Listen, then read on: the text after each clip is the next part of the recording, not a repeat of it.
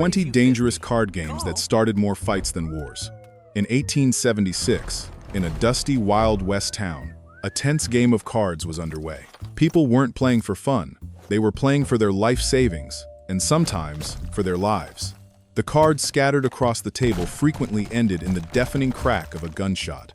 This was an era when card games weren't just pastimes, they were gold mines for swindlers and graveyards for rookies. Throughout history, from the glittering palaces of Europe to the rundown saloons of the Mississippi River, certain decks of cards have caused more bloodshed and ruined more powerful families than actual armed conflicts. Welcome back to the channel. Today, we are turning back the pages of history to count down the 20 most dangerous card games ever banned by kings and blamed for countless brawls.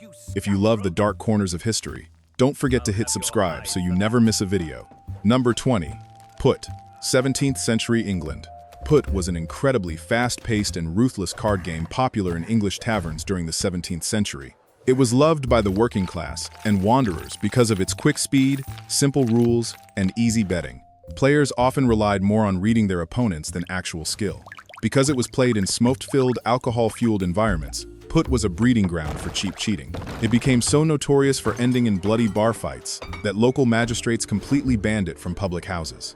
Number 19. Triomphe. 16th century France and Spain.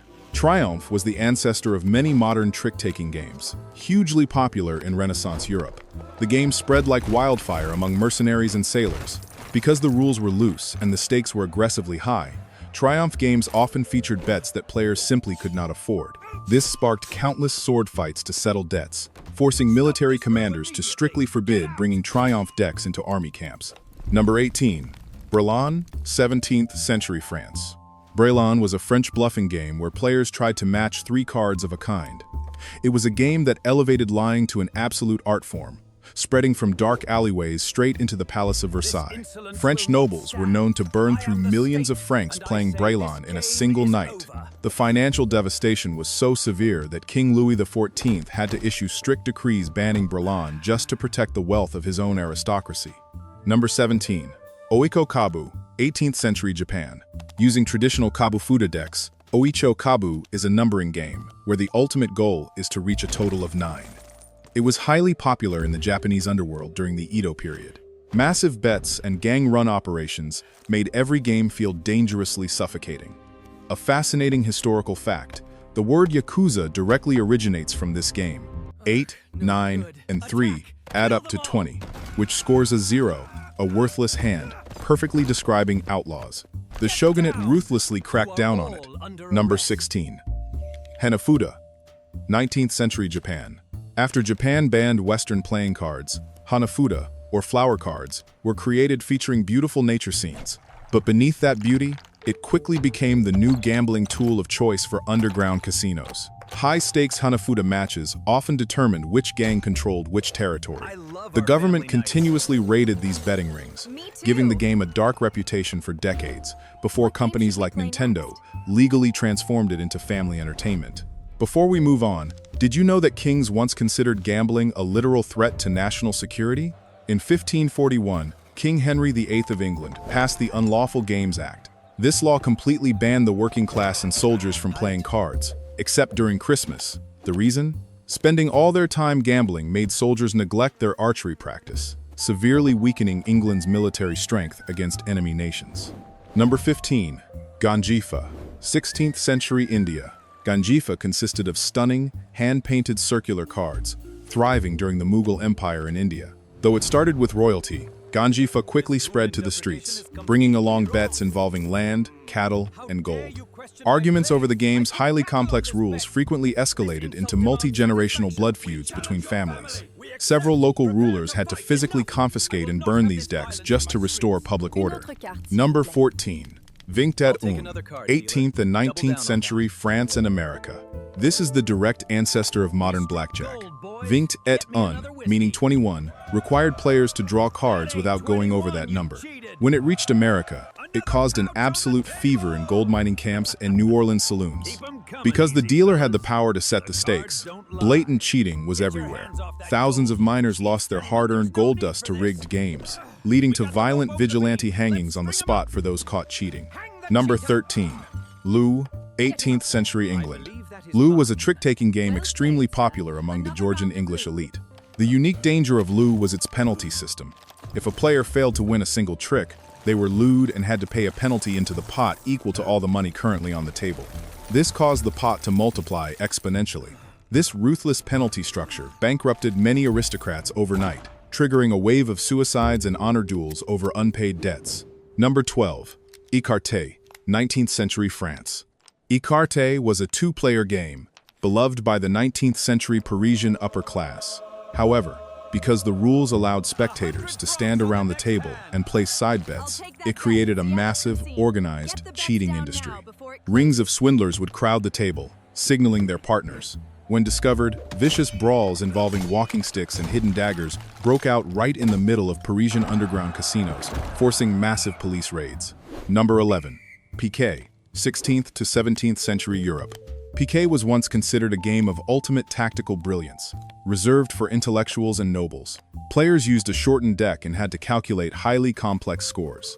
This sheer complexity made cheating, specifically by holding out cards, extremely common. In the 17th century, if you were caught cheating at Piquet in Italy or France, the outcome was usually a duel to the death. Many knights lost their lives not on the battlefield, but at the Piquet table. Number 10. Three-Card Monte, 19th century America. Though disguised as a game, Three-Card Monte was actually a street magic hustle. The dealer would shuffle 3 cards and ask the victim to find the Red Queen. It became a plague on the railroads and riverboats of the American West and South.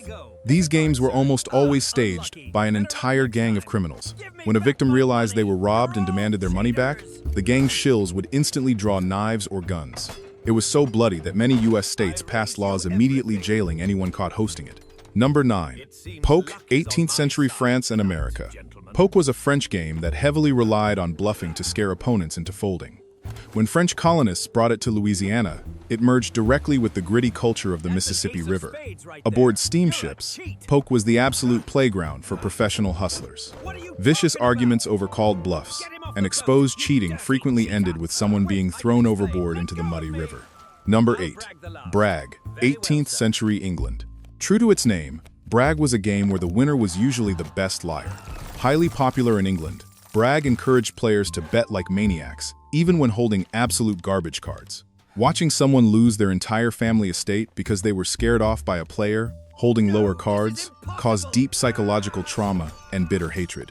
This sparked countless, bloody feuds among the English nobility. When historians study 18th and 19th century playing cards preserved in museums, they discover a chilling truth. A massive percentage of them are marked cards. The edges of the cards are shaved thin with razors, the corners bear invisible pinpricks, or the backs have microscopic dots drawn on them. The history of card games is largely a history of deception, and these scratched-up museum pieces are silent witnesses to the murders that occurred over a rigged hand. Number 7. Primero, 16th century Europe. Known as the mother of poker, Primero was the absolute obsession of the Tudor dynasty. Players were dealt 4 cards and entered an endless spiral of betting. It was so influential that Spanish and English diplomats would literally play it to settle treaties. But down in the lower classes, Primero was the leading cause of stabbings in London taverns, leading authorities to conduct violent raids and smash gambling tables to pieces. Number 6. As-Nas, 17th century Persia. As-Nas was a 2-5 card game with 5 suits, incredibly popular during the Safavid Empire in Persia. There were no card draws in this game, meaning you had to play exactly what you were dealt and use pure, aggressive, fake confidence to crush your opponent. Unregulated betting led to many wealthy merchants losing entire camel caravans full of exotic goods. These catastrophic financial disputes caused riots in the central bazaars, forcing clerics to step in and ban it entirely. Number 8. Karnafel, 19th century Germany. Considered the oldest trick-taking card game in Europe, Karnafel emerged among German peasants and guards. The danger of Karnafel wasn't just financial, it was deeply political. The game allowed low-ranking cards, representing peasants, to beat powerful cards like the king or the pope. The ruling class viewed Karnafel as a tool to subvert the social order and spread rebellious propaganda. Multiple European city halls banned the game entirely, terrified it would spark peasant uprisings. Number 4. Landscapenette, 16th century Germany and Europe.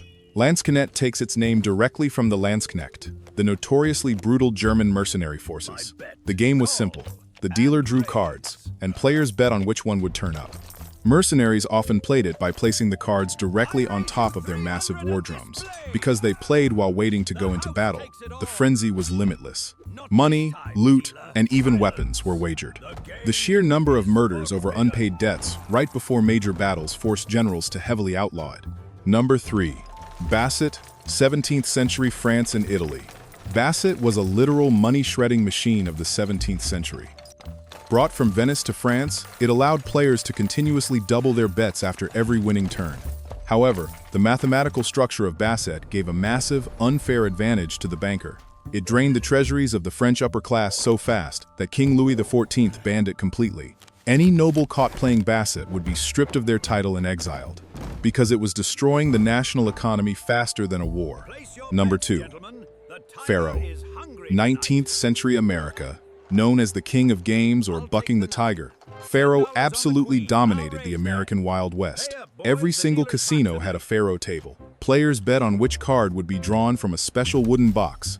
However, nearly all of these dealing boxes were mechanically rigged by casino owners to cheat. When cowboys and miners discovered a rigged box, they didn't call the sheriff. They drew their 6 shooters. Pharaoh was the #1 cause of saloon shootouts in the 19th century before it faded away in the early 1900s. Number 1. Poker, the pre-regulation Mississippi River era. Topping our list is the raw, unregulated, early version of poker played on the steamboats of the 19th century Mississippi River. Long before clear rules and professional tournaments existed, poker was a literal death match. It was a chaotic blend of bluffing, heavy gambling, and lawless violence. Professional sharpers carried razor-sharp knives called Arkansas toothpicks and hid pistols in their boots. If a hand looked even slightly suspicious, blood would absolutely be spilled. The sheer violence of this era forced southern towns to form vigilante mobs to hang cheaters, completely cleansing the game so it could survive into the modern age. From secretive games and dark taverns to the bloody war drums of mercenaries, historical card games prove one thing. Sometimes the most dangerous thing in the room isn't a weapon, but human greed. Today, most of these games are either completely extinct or heavily regulated to keep players safe. What do you think about this wild evolution? Let us know down in the comments. Don't forget to like, share, and subscribe to support the channel. We will see you in the next historical deep dive.